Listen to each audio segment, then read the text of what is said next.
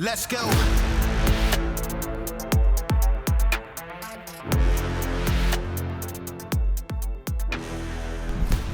Welcome to Citizen. We got a very special guest today. Tell me about your company. Tell me your name. Tell me about your company, because I've seen you on Black Rifle podcast recently. Yep. Baker introduced us, and I thought you had a lot of really interesting things to say, and also the company itself and the formation and history has been really interesting. So introduce yourself to the audience, please. My name's Tom Kubiniec, President and CEO of Secure It Tactical. And to best describe the company, we started life as a defense contractor, designing and building armories for, we started with Special Forces, did most of the SEAL teams, then Big Army, Marine Corps, and now Secure It is the global leader in military weapon storage and armory design. About 5 years ago, we decided to go into the consumer products group, really out of frustration for what the industry was producing. The changes in the military that require, the military went from the M16 standard battle rifle to the M4, which really is a weapon system. Right. You went from a rifle, iron sights, to now you've got a modular system that full of attach. Everything's adjustable, everything's adaptable. Every rack they had didn't work, so we designed a solution, really working with a third group, to properly store and organize not only the weapons, but all the gear associated. Right. Then we look at the civilian market. The same thing is happening. There's been a big change over the last 20 years from, my grandfather hunted with a 30-30 iron sights. The idea of a scope was like, you might have one. Right, yeah, but and you come forward now, popular the AR-15. You've got a lot of modular firearm systems coming out, like things that Masterpiece Arms is doing, and everybody's using optics. The volume of gear is growing exponentially, and the gun safe industry has not, and they appear they just won't address this. Well, it's been a big problem with holsters as well, Yeah. and for sidearms. There's so many, light attachments and other attachments, even rail-mounted optics at this point that just aren't adjusted for it. You pretty much have to go into the market and get something made custom. But the thing about the modularity of these weapons platforms is that they're not so disparate that you can't make something that works for most people, right? Because most people are buying generally this. There's a lot of options, but most people are buying generally the same things, right? So if you got a Glock, there's an RMR CC sight or something on top of it. That should be maybe not for mass production, but there should be some availability of those products, and a lot of times there aren't. You're right, and that's when you look at our solution, what we bring to the table. There's a gun safe, and all gun safes are basically the same.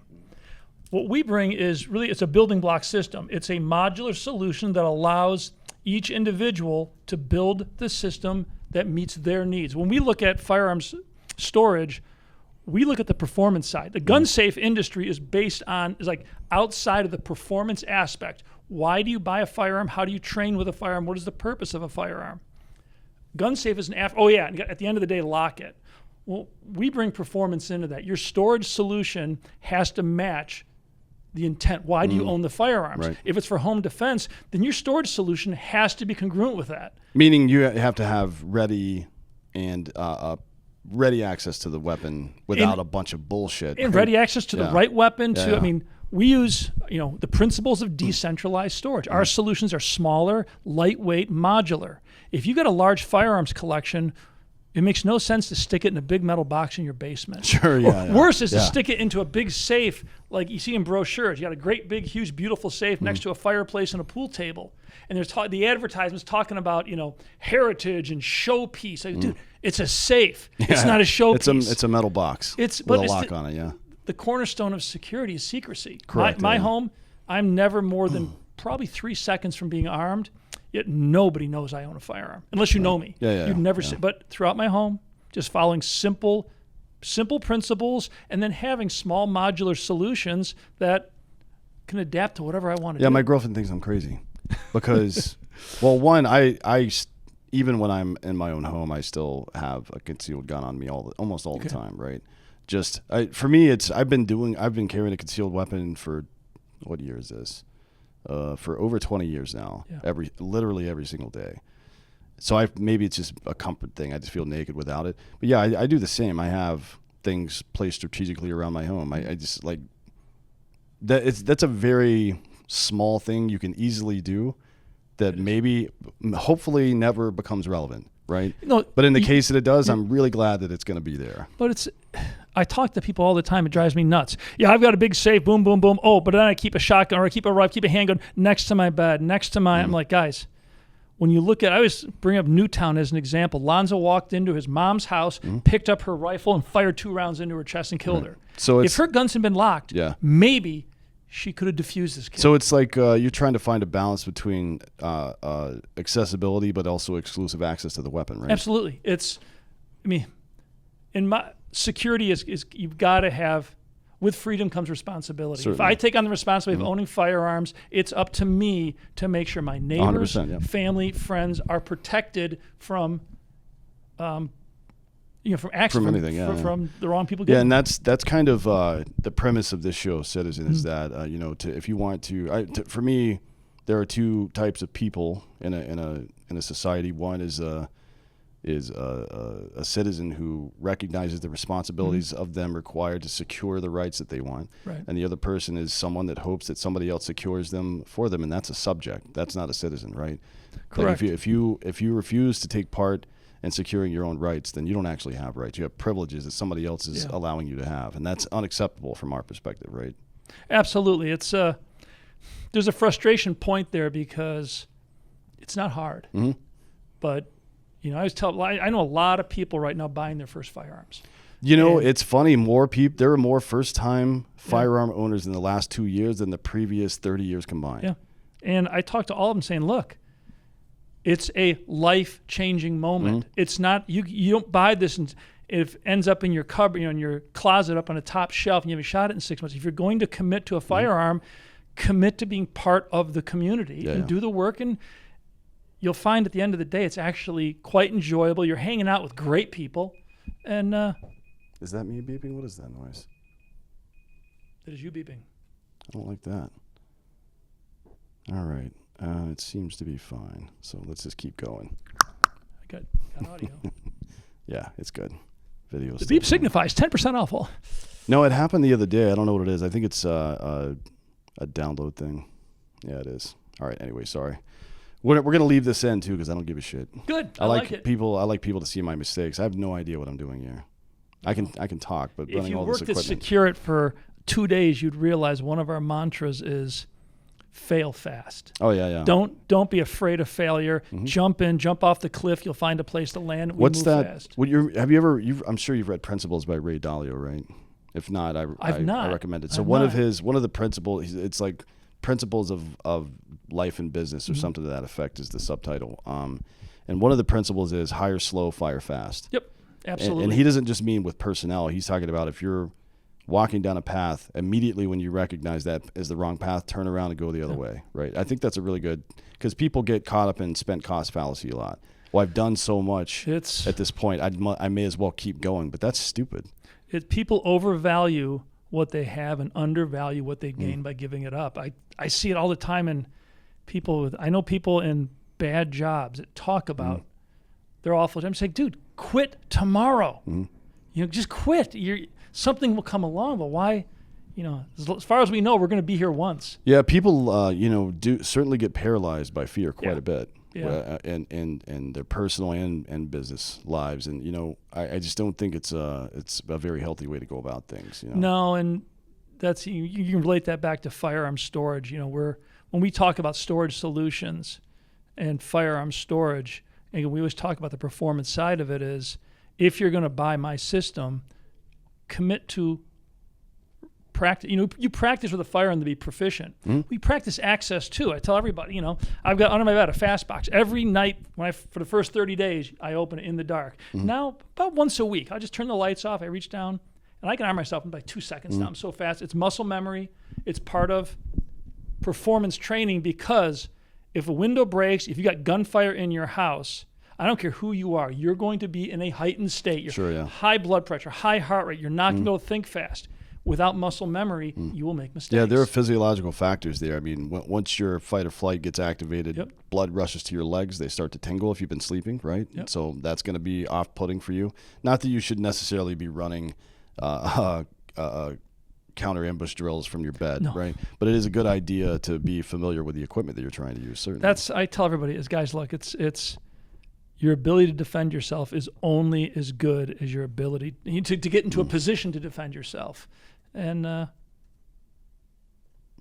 try to, once you buy into everything, it's actually a fun experience. I agree with it. To be honest, another thing that I like to do when I'm sitting around in my home watching television or something is I'm just fiddling around with my basic. This is what basic training is. People that haven't been through it don't realize this, but the first 3 to 4 weeks, depending on which program you're going through, you have a weapon, but you never shoot it. Right. You just walk around with that weapon, familiarize yourself with it. Some guy with a high and tight haircut comes by and tears your entire life to pieces if you're doing the wrong thing. Right. And then you get the opportunity to fire the weapon, right? We could probably use a little bit more of that. I tell you, you can see it. And I always relate it back. I was a musician, guitar player. You hand a non-guitar player a guitar, I don't care who they are, and they look awkward. Yeah. Once you've held one a long time, it's a comfort level. Same thing with a firearm. You hand a firearm to someone who doesn't shoot firearms, there's an awkwardness about it. Right. If you're buying your first gun, you got to get past that. Sure. And you get past that by time on weapon, time on training, and you get dry firing, everything you can do. I always relate everything back to muscle memory. If you're that draw, you can sit and practice that all the time. Yeah, and I think the biggest, most, particularly with handguns, I would say, but even long guns, a lot of the work is done in dry firing, right? Absolutely, I think so. Just you don't get the positive reinforcement from the action of the weapon or round hitting steel or anything like that.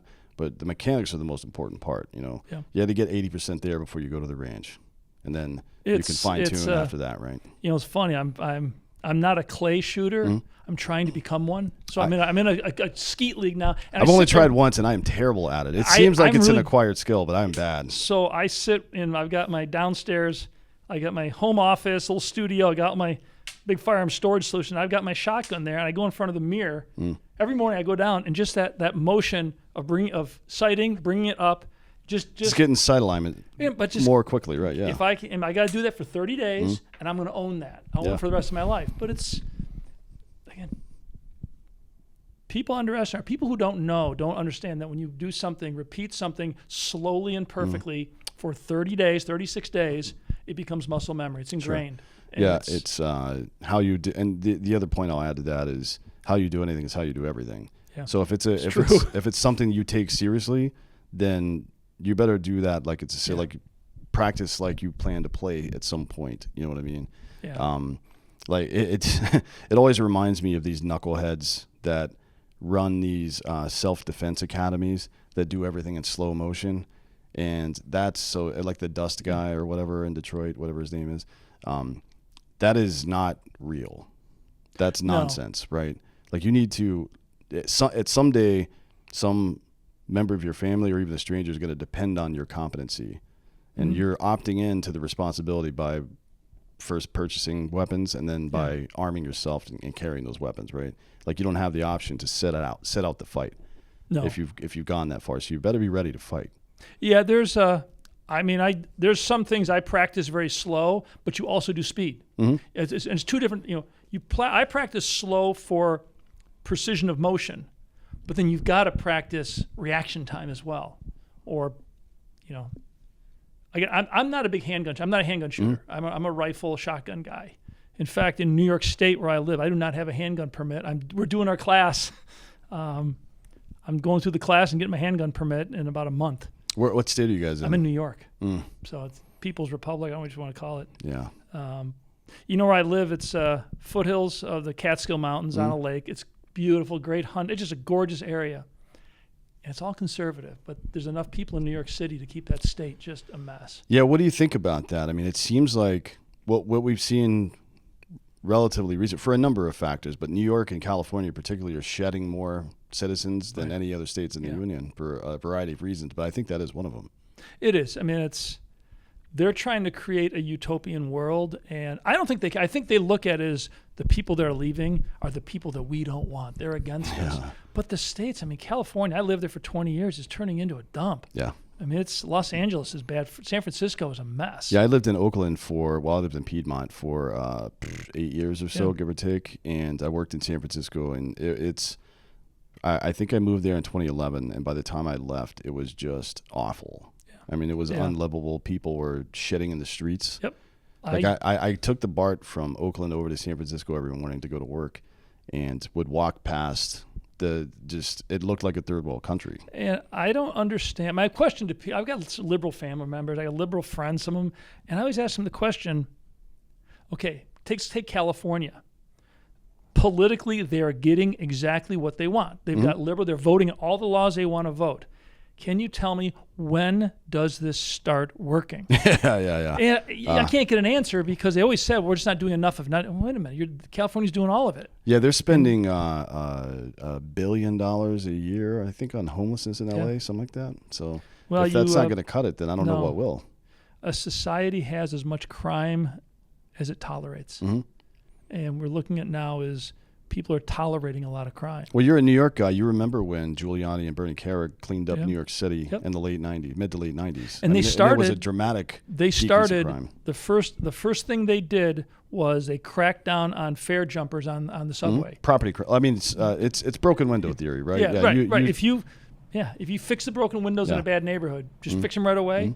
All of a sudden, the neighborhood gets better. People misunderstand why that is. They think it's because people don't want to break nice things. No, it's because people start to take pride in their community again. Yeah. That's what you're really doing, right? Because it's uncomfortable to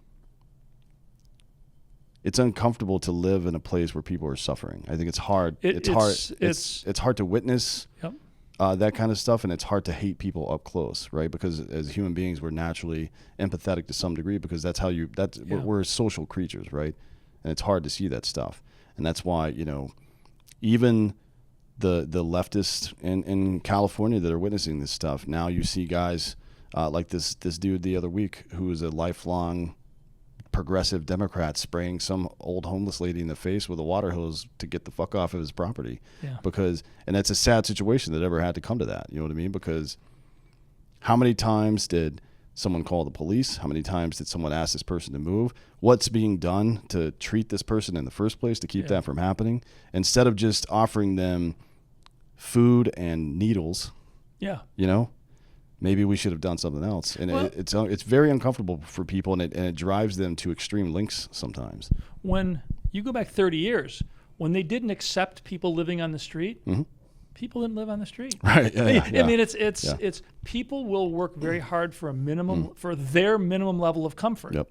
If your minimum level of comfort allows you to sit in a tent on the street, you're going to do that. But if that's uncomfortable, you'll do something. You'll work hard enough to be minimum level of comfort. And all of these progressive cities, Portland, Seattle, San Francisco, Oakland, LA, they all, sometime in the mid-2000s, all started these public works projects where they were putting spikes under overpasses and putting the dividers in between benches so people couldn't sleep on them. And it wasn't to be cruel. It was like, hey, these aren't options. You got to do something better for yourself. You know what I mean? It's like slapping a kid's hand when they're trying to put a fork in an electrical socket.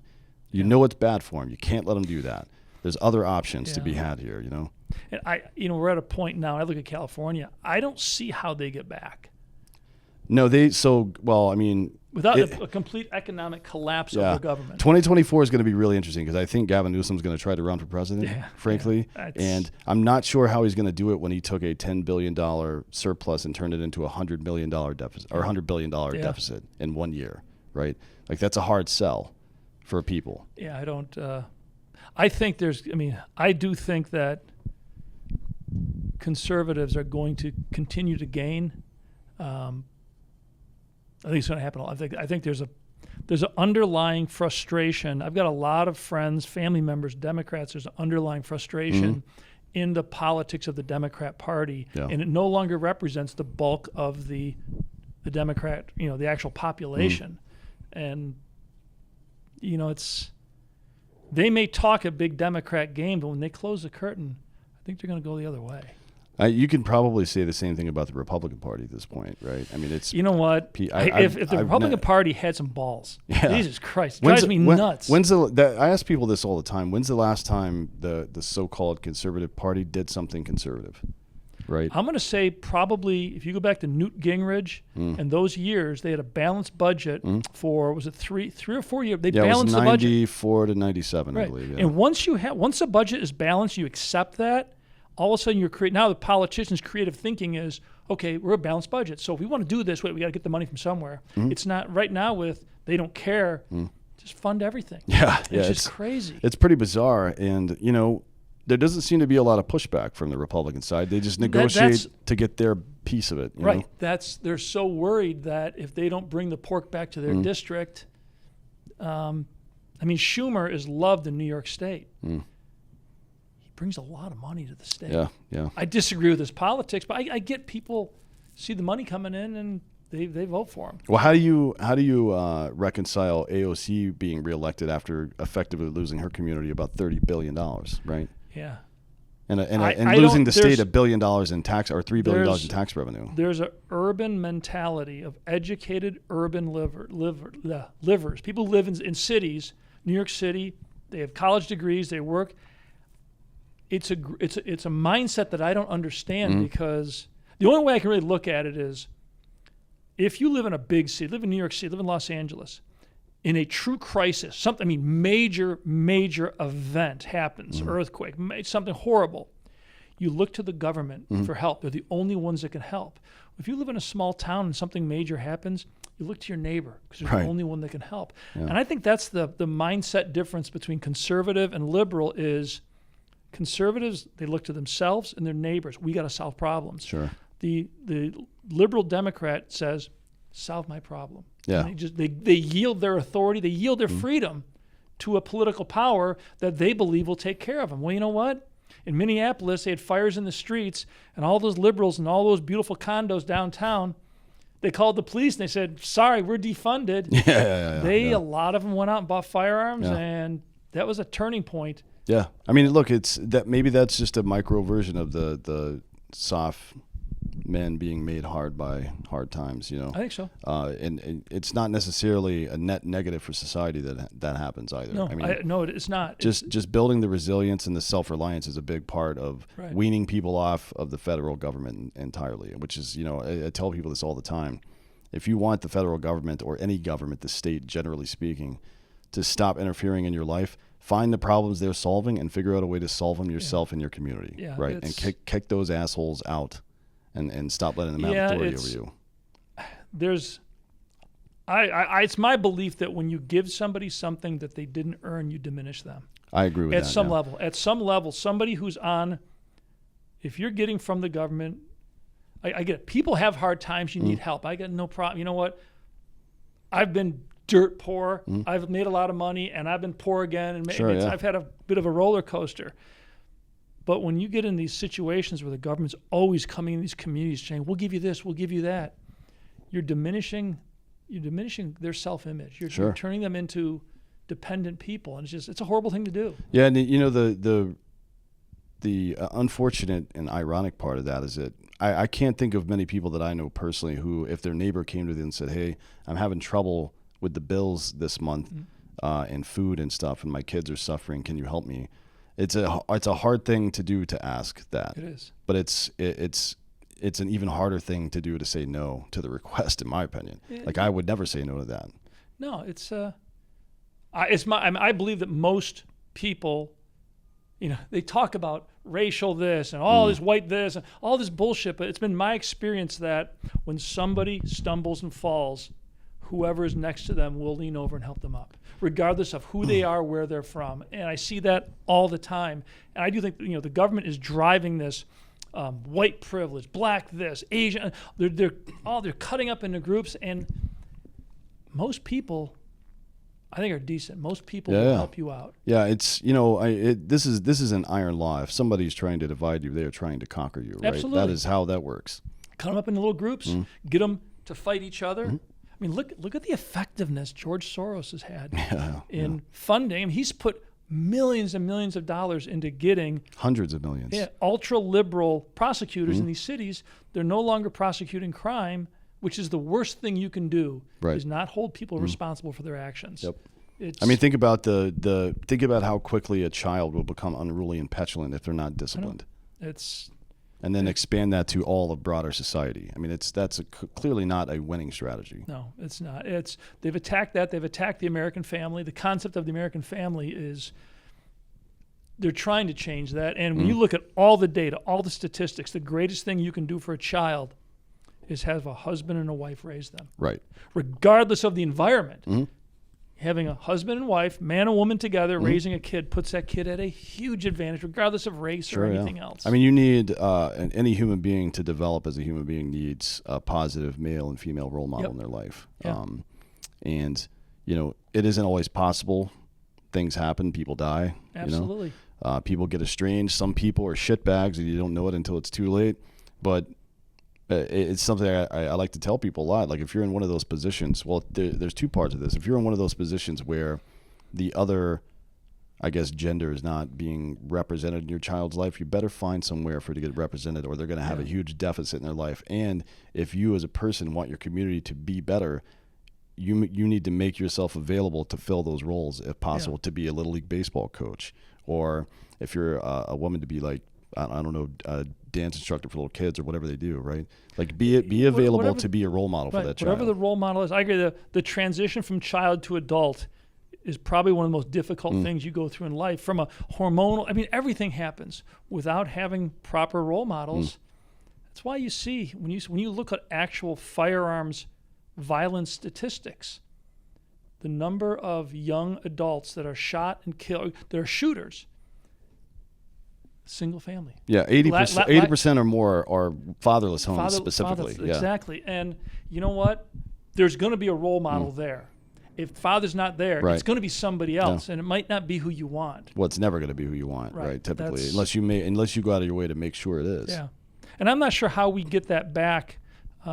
It frustrated me, you know, when Obama was president, that he didn't do more. I thought. He came out pretty strong with the Boys and Girls Club, and then it just kind of disappeared. They completely, After like 2011, it kind of disappeared. He could have come out strong on a family message and had an amazing impact, and it was disappointing. I mean, and it's there's some folks doing some good work in that area, but it's going to take everybody. I mean, I always look back to Native American culture, where every woman over a certain age in the tribe was referred to by every child as grandmother, and every older man was referred to by every child as grandfather, right? Because just labeling it that way creates the idea of institutional knowledge and like all of the things that we look to. And now, you know, to your point about the transition from childhood to adulthood, I don't know what I've been asking people a lot about this lately, even this week. What are the rites of passage that young men have now, other than Judaism, right? With a bar mitzvah, you got that. Like what other part of our culture that or I guess confirmation and with the Catholics is something akin to that as well. But it's there's more so few Catholics. That's more confirmation into the church, and less, you know. Yeah. So it's like, what rites of passage do ordinary citizens have, or ordinary male children have, to know, like, you're an adult now? Because when you tell someone, like, if you go to somebody and be like, hey, you're responsible for this now, they will by and large take responsibility for that thing, right? Yeah. But if we never tell them that, then they never feel any sense of ownership. Especially if they know it's coming, if it's structured. Because when you look at a lot of cultures, a lot of societies in the world, there is a very strict rite of passage that you go through to become, now you're a man. And once you go through that, you're expected to live up to those standards. Right. But you know what? You know it, you understand it, you prepared for it, so you do it. Right. And this whole, you know, the toxic masculinity.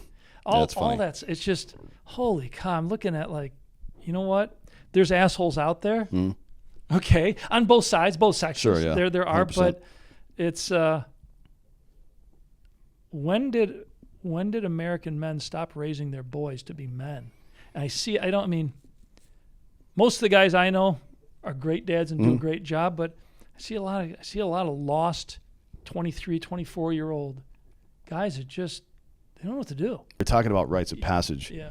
And, you know, it used to be, as much as I didn't have a great relationship with my dad because I didn't think he was a very good dude, but he did get a lot of stuff right. Yeah. Like making me come out to the garage with him and work was a thing that really shaped, like, it gave me a sense even though he and I had a very confrontational relationship, it gave me a sense of, well, it taught me how to do things. You know what I mean? And it's not just about learning how to hammer a nail or, excuse me, how to fix a car or anything. It's the confidence in knowing you're competent. Yeah. And being able to do things. That's a big difference for people. Like you said, we have these guys, they graduate college, they're 23 years old now. Technically, they're in the workforce. They have no idea how to be a human being. They don't know how to change a tire. Yeah. I mean, it's crazy. You know, one of the things that I was just thinking about that rites of passage. I'm thinking about what do we have? And I'm looking at my own kids and I'm looking at one of the rites of passage in the firearms community is I look at hunting. You take your hunter safety course, and there's a point now where, you know what? That's your stand. Right.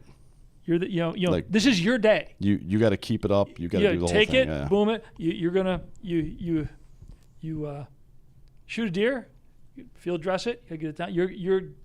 You're trusted, and this is, and you're gonna do this whole experience in an ethical manner. Right. And I want to see that you perform, and now they are providing for their family at the most basic level of that a human can. Yeah. Simply providing food. Which is, by the way, the purpose, the genetic the biological purpose of masculinity is to provide and protect. It's to use aggression to provide sustenance for your family and protect them from existential threats. That is the purpose of masculinity. And if you don't exercise it in that way, if it's not trained and honed and directed in that way, the aggression's coming out somewhere. In the same way that the kid is going to seek out a role model, regardless if it's good or bad, they're going to use their aggression some way.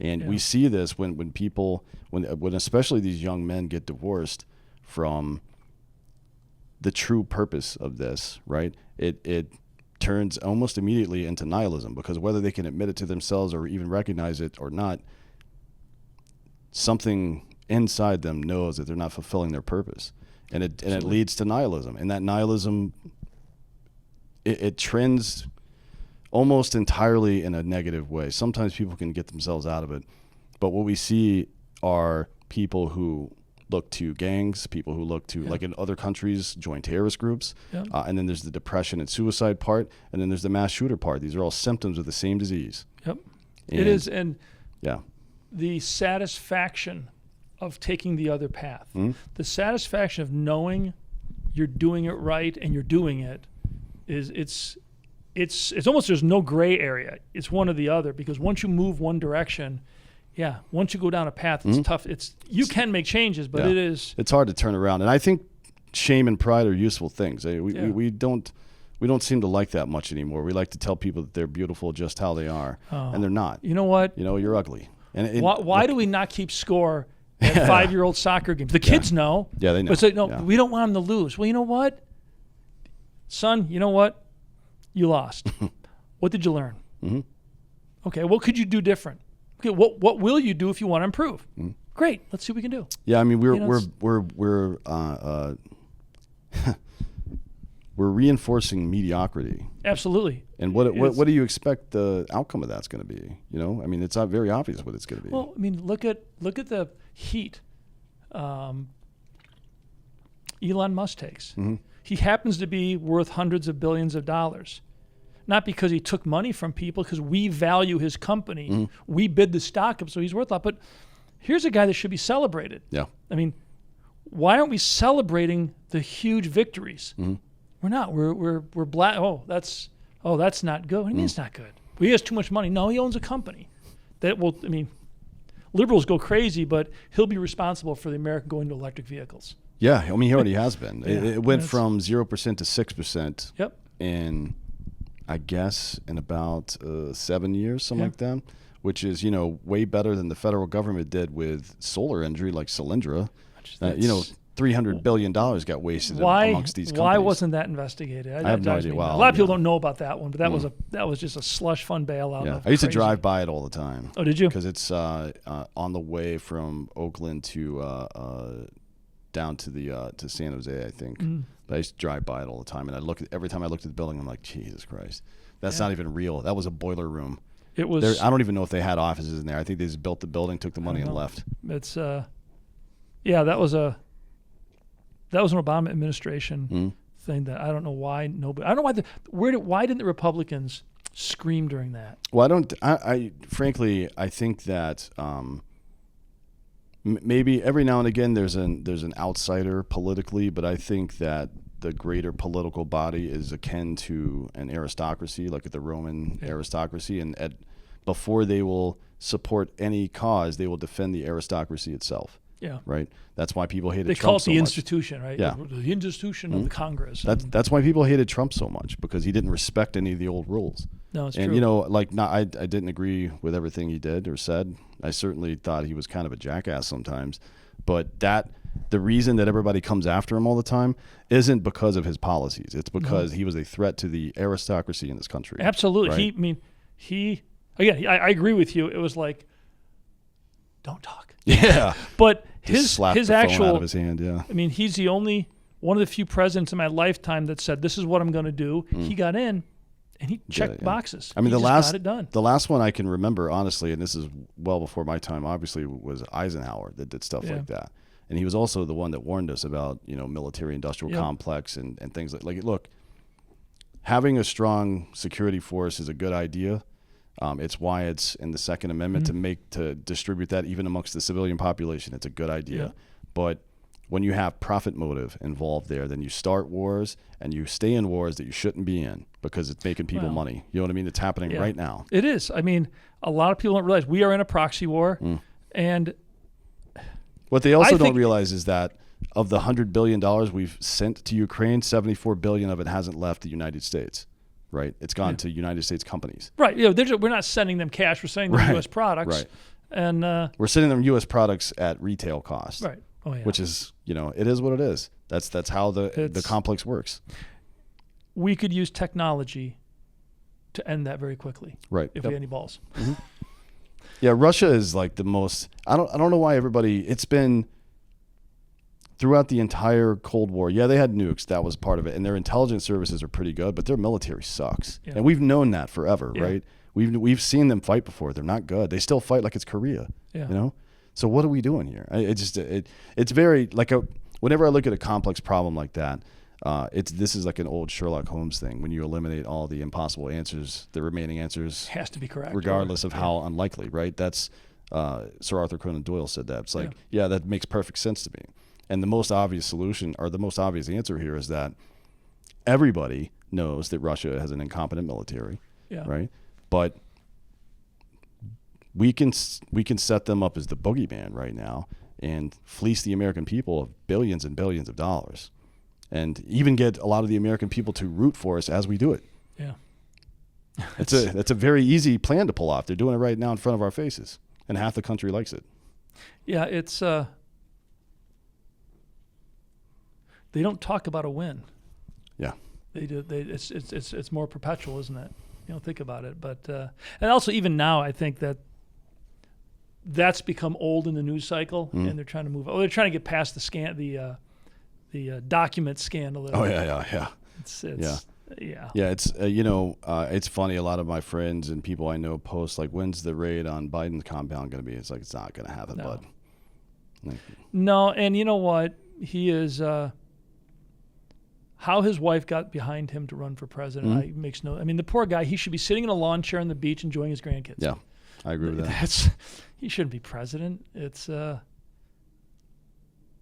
nowadays I'm not sure who should be president. It's a brutal job, but yeah, it's certainly not one that I want to do. No, it's I've been asked. I like to put on a show. I like to do my dog and pony. He was a guitar player at one point. I like to. It's like, at some point you think you're into politics? I'm like, no. I said I couldn't live in the world of. I don't want to scratch someone. I don't want to do bullshit for one person because I know they'll do bullshit for me. Right. Yeah. It's a constant circular quid pro quo kind of situation going on. You look at our Congress right now. We have the oldest Congress in American history. Pelosi, Schumer. Well, the Democrat Party. If you look at their leadership. They have not trained their replacements. They have not. You've got all these old, not as old Republicans too, but they're all going to be. I mean, hell, they're going to be dead in 10 years. Who's next in line? You've got the squad. There's nobody on the Democrat side. There's no middle management. They've not trained anybody to really take over. And I wonder. I mean, when these people are gone, Schumer, the next 5-10 years, they're all going to be gone. Yeah. What's going to happen? It's a good question, yeah. And I'm not sure from the Republican side, because I don't even know what the RNC's goals are.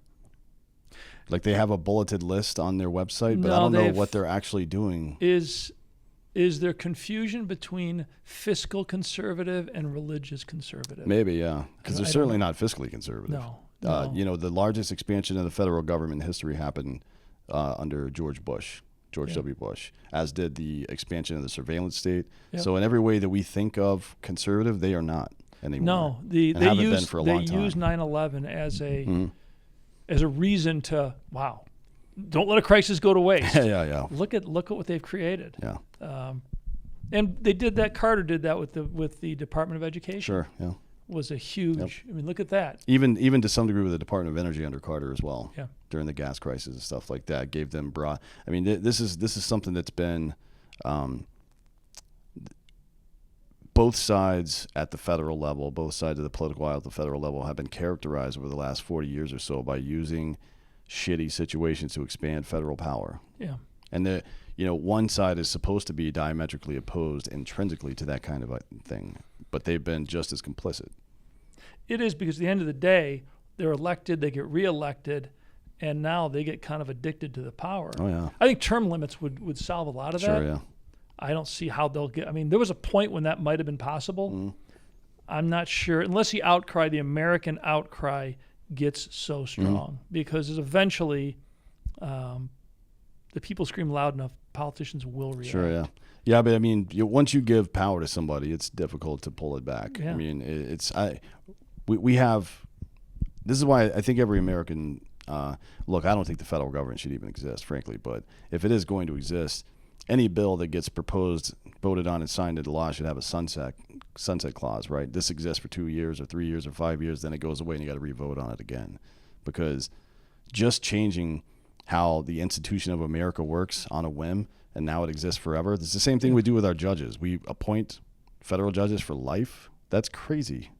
Like, why would you do that? You don't appoint anybody for life to anything except for an emperor. Yeah. Yeah, I'm not sure what the logic was originally on the Supreme Court. It certainly made it so you couldn't have, the court wouldn't shift quick. It slowed down the rate of change of the court. Sure, yeah.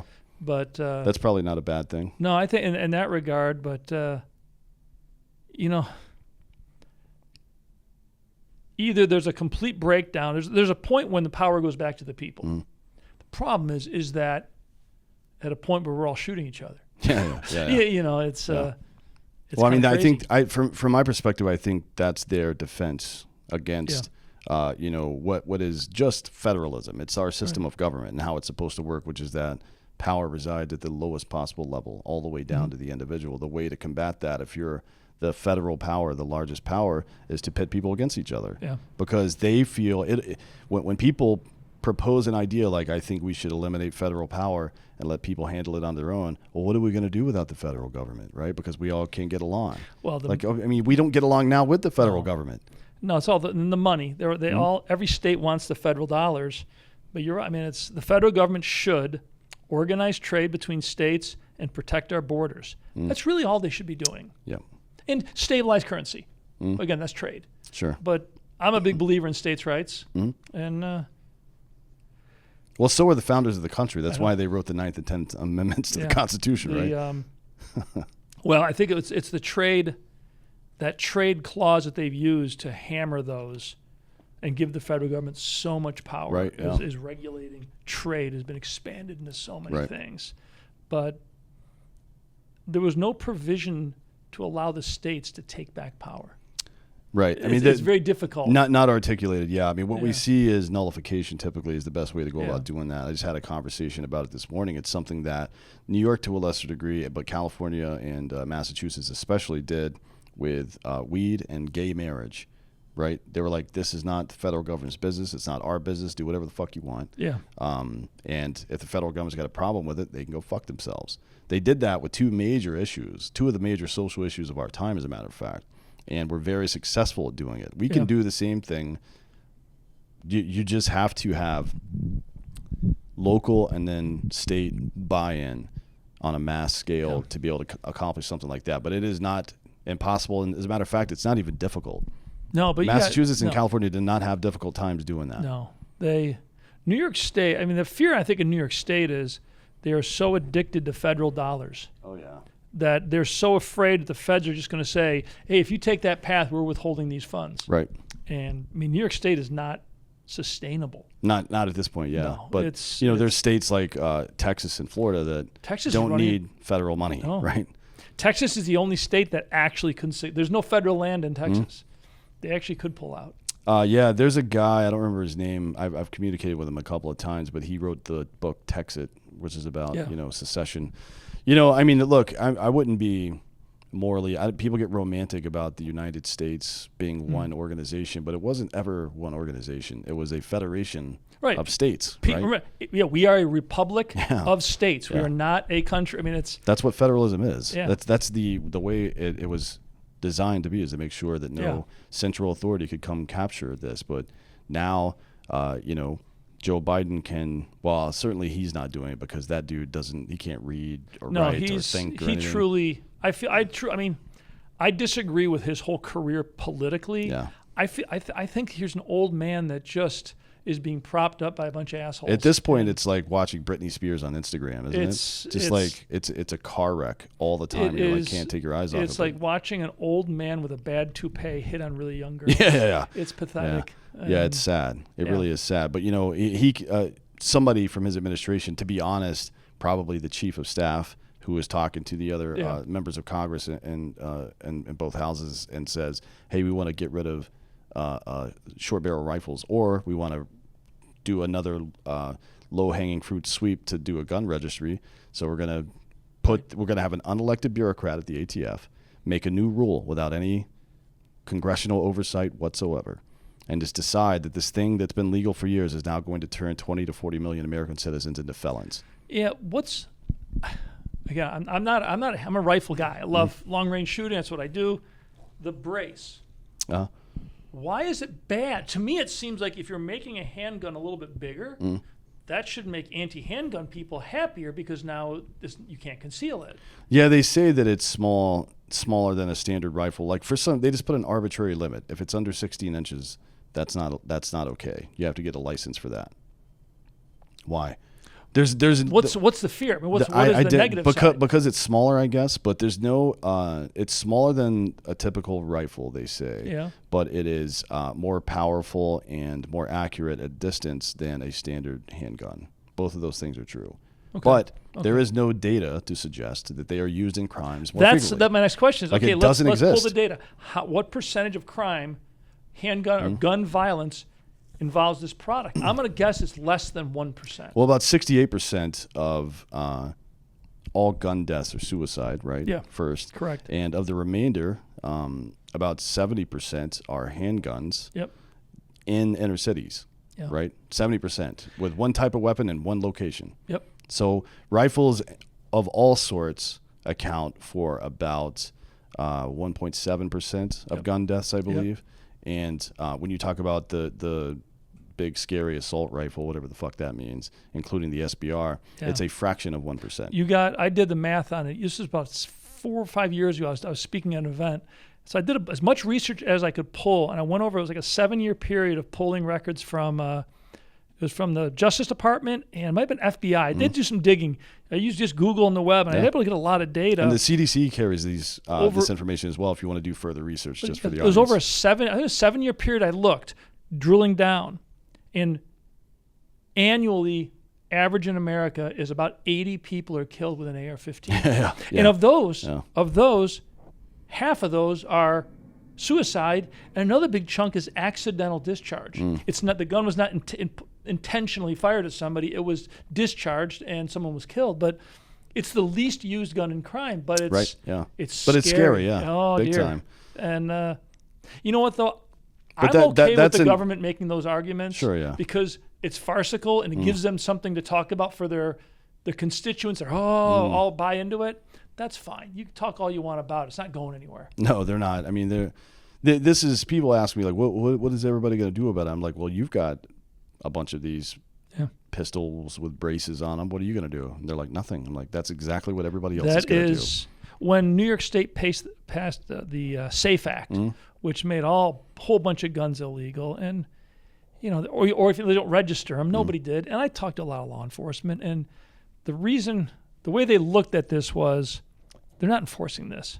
However, if they get you on a petty drug charge and you've got one of these rifles, it's a secondary charge. But that's the felony, and they will hold that felony above you to get you to roll on the drug deal to get information.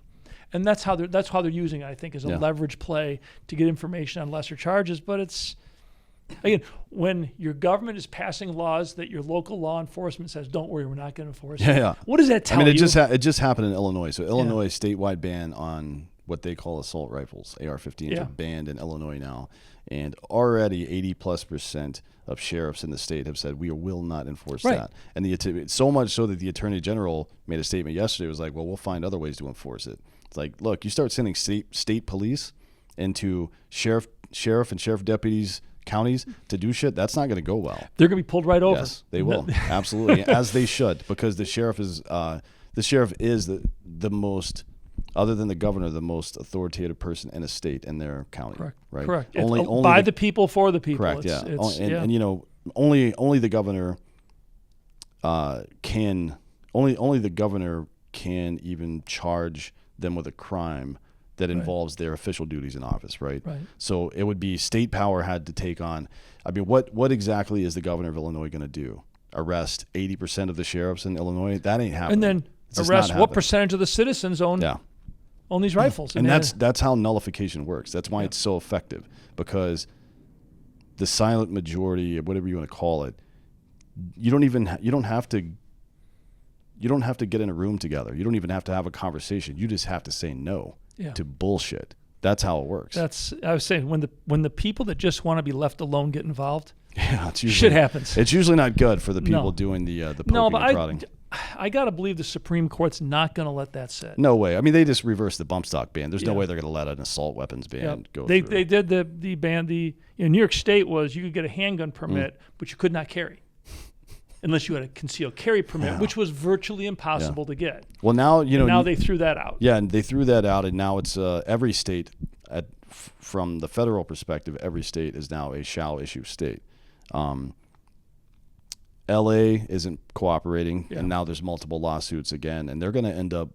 I mean, they're going to lose those lawsuits because the federal law is pretty clear at this point.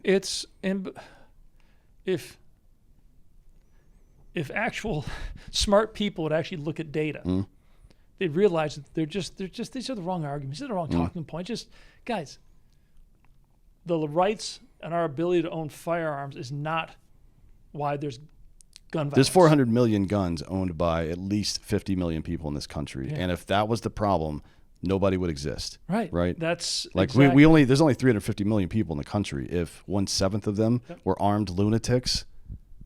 When you look at the data, inner city men between the ages of 13 and 25, 44% of all murders. So you've got roughly 2.5–3% of our population, and they don't have fathers. Yeah, and this data makes all the difference for me, and it's the same. Yeah. If you ask people about